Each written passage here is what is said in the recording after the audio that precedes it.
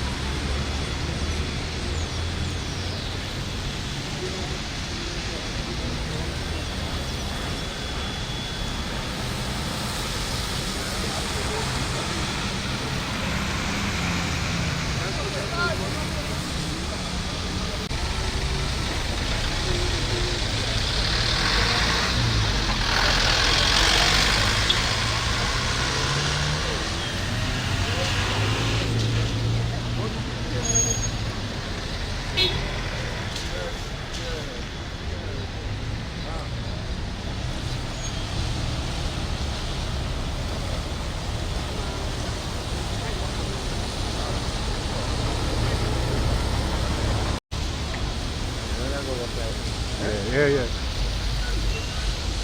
Oh, let it fall down, eh? It slipped, you know.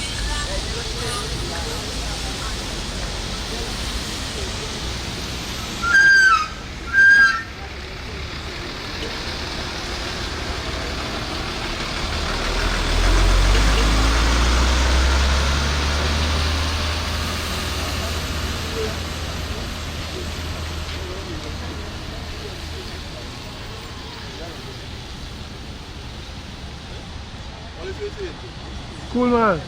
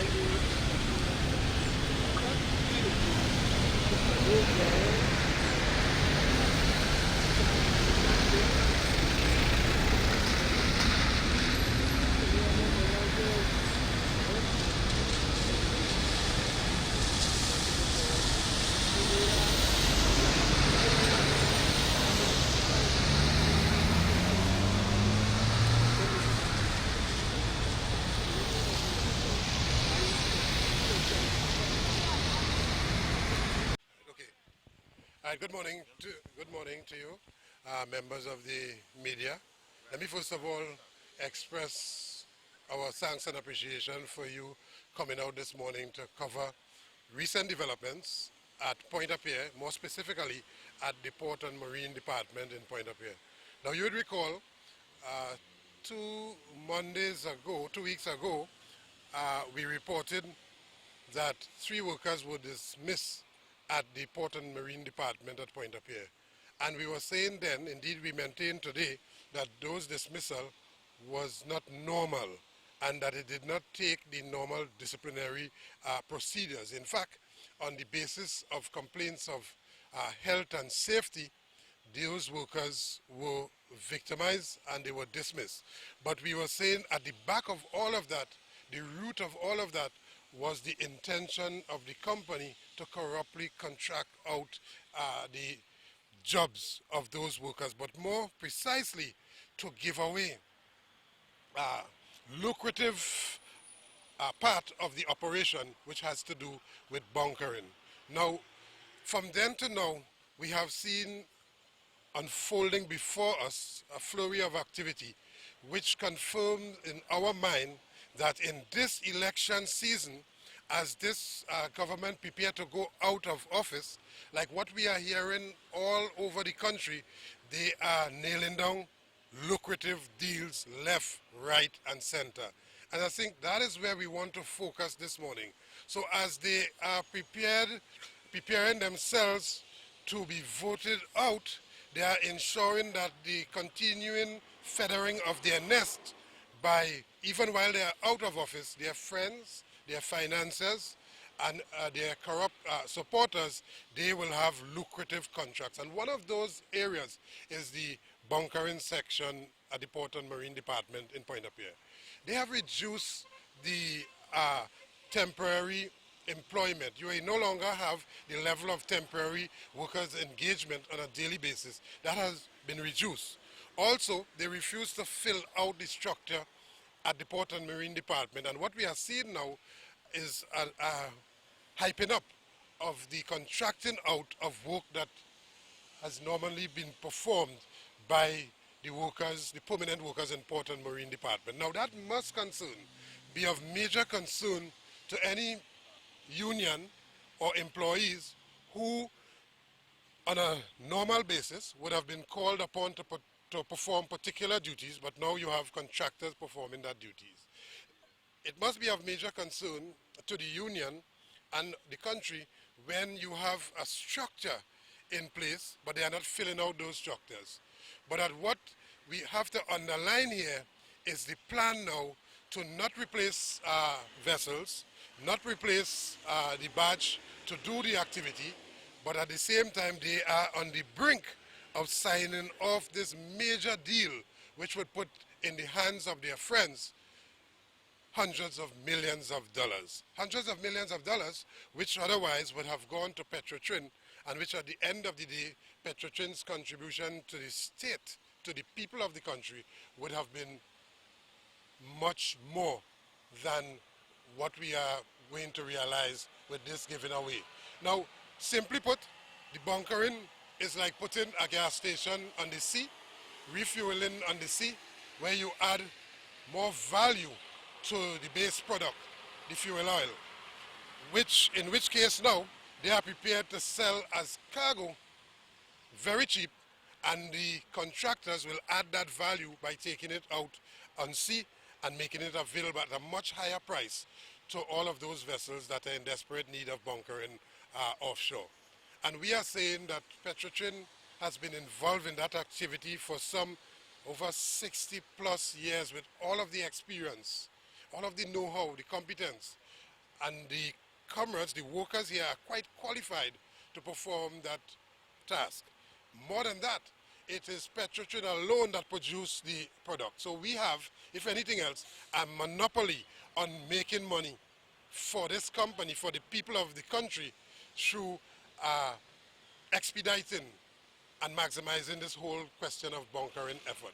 But you only have to follow the trail, follow all of these chain of events, and you will recognize that at the end of the day, it has only to do with landing a lucrative contract. You would also recall that in 2012, that the union complained about a particular friend of the chairman at that time giving a license for bunkering, giving a license after he would have done his studies to determine that it is a lucrative market outside there and that he will make millions, hundreds of millions of dollars for himself. And when the union complained, investigation, a so-called investigation was launched, a committee was set up, which committee determined that Petrotrin should go further and engage even deeper and wider in this activity. All of those things, notwithstanding the recommendations, they were not followed. And on the brink of an election, as I mentioned, coming to the end of their term in office, as they are preparing to depart, they are ensuring that their nest is properly well feathered with hundreds of millions of dollars for years to come. May I say too, that when these type of corruption takes place at the level of a state enterprise which is not owned by Prime Minister or Minister of Energy or any government in power, when this level of corruption is allowed to go down, what in fact occurs is that the people who are the real owners of these assets, it is the people that will lose. And so we are calling this morning for an investigation into the company's intention to give away a lucrative part of the operation, that is the bunkering operation, an investigation as to the reasons why the company is not filling out the structures with the permanent workers, and despite all of the boasts about employment in the country, why, for heaven's sake, they have reduced the level of temporary employment on the port and marine and elsewhere, but this morning we are focusing on the port and marine. All of these questions need to be answered, and of course we demand without reservation that those workers who were dismissed, that those workers be returned to their jobs to perform an important and critical task on behalf of the people of Trinidad and Tobago, and also the withdrawal of suspension and warning notices. All of those things were to blindside the population into believing that they are taking disciplinary action when in fact they are preparing to steal. That is what it is. Okay, Mr. Roget, so you're saying that they are giving these bunkering, they are putting it out on contract? Well, right now, as we speak, the level of activities that were performed by permanent workers, companies, vessels and so on, those activities have been scaled down. And what we are seeing now is contractor vessels are performing those activities. Why, for heaven's sake, you would have a permanent workforce, but a permanent workforce with the knowledge and the competence and so on, standing idly by design, and at the same time you are engaging contractors in performing the very job, simply because you are preparing to go full scale into contracting out, but more precisely into giving away in particular and specific arrangements that would see the contractors and their friends getting the base product, that fuel oil, to convert it into bunkering fuel offshore, and for them to make the money at the expense of the company's operation. Will this country then have the necessary vessels to continue bunkering operations in the Gulf? Yeah, and that is a good question, because the committee that looked into this matter, far back as in 2005 and then more recently in 2012, recommended that because of the lucrative nature of this activity, that the company could make enormous sums of money running into hundreds of millions of dollars, that Petrotrin should procure a vessel, a badge, and also the requisite tugs to ramp up its activity in that area. Money were allotted in their budget for that, but there was a complete turnaround with that approach, simply because people at this point in time, taking no chance as to what will happen to them post September the 7th, they are landing major contracts and so on. And that is where we want the public to focus on the corrupt nature of what we see. What the public sees here is 3 workers being dismissed, 3 supervisors being dismissed.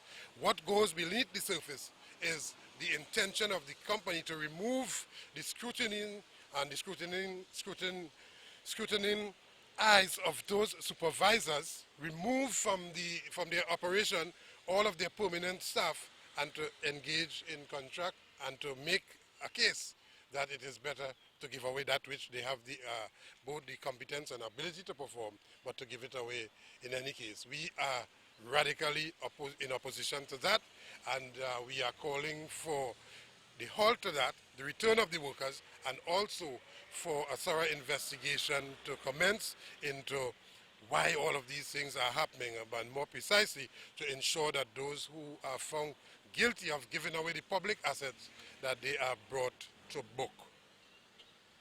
Yeah? Yeah. All right, thanks very much for...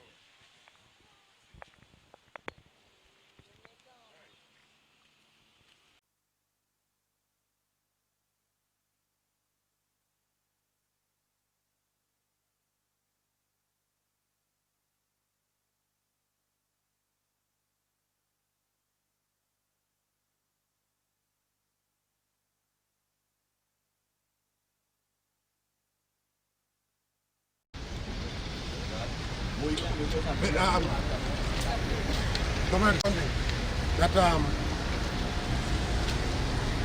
when it's all said and done,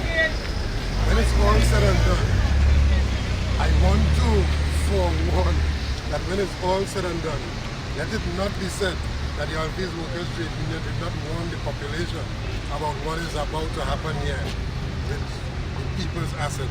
Let it not be said that we were speaking out against the corruption that was about to commence, and that the authorities did absolutely nothing to curb or to halt this major deal that the country will suffer as a result. We are warning the country that another major deal is about to go down. They brought back in a retiree who we verily suspect has deep connections with those contractors, which connection allows for these type of corrupt deals to go down. And we are calling, for that reason, we are calling for a proper and thorough investigation. I totally agree with that point.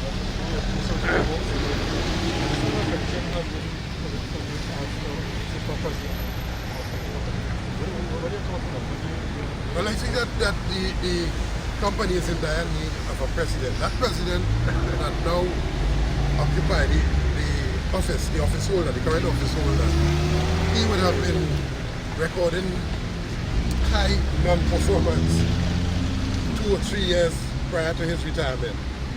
And notwithstanding his non-performance and the fact that the company took a precipitous dip in its profits, margins and so on, almost running into ruin and chaos, he has been given a 2-year extension, brought back after retirement. Now this is a country where they reward non-performance. So this is a company that really exonerates non-performance, and that is why you have Khalid Hassan Ali sitting as the president there.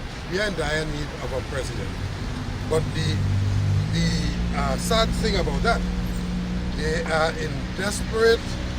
with a desperate attempt to remove the president before election and to install another non-performer, someone of their ilk, or some party hack or party supporter, which at the end of the day cannot do anything for improving the performance of the company. We have ample knowledge that there are persons within the confines of Petrotrin's operation who can properly run and manage the operation efficiently and do a job 1,000 times better than Khalid Hassan Ali or any party hack that they choose to bring in from outside. They are persons with integrity, and they are honest persons who are not prepared to succumb to the beat of the drum of the politics, and the politics of corruption, the politics of manipulation, the politics of nepotism. They are prepared to do the job as the job requires. And those are the persons we want to sit at the helm of Petrotrin's operation. But their approach would not have that stand any chance if they are allowed to get away with it. Yeah. And all of these things we are alerting the country. Because you see, people speak about Petrotrin in abstract because they feel that Petrotrin does not belong to them. They feel Petrotrin belongs to the president of the company, Petrotrin belongs to the government of the day, and that they can do whatever they want with the company. This is the people's company. This company is owned by you, me, the workers, the vagrant on the street, the sick in the hospital, the born, the unborn,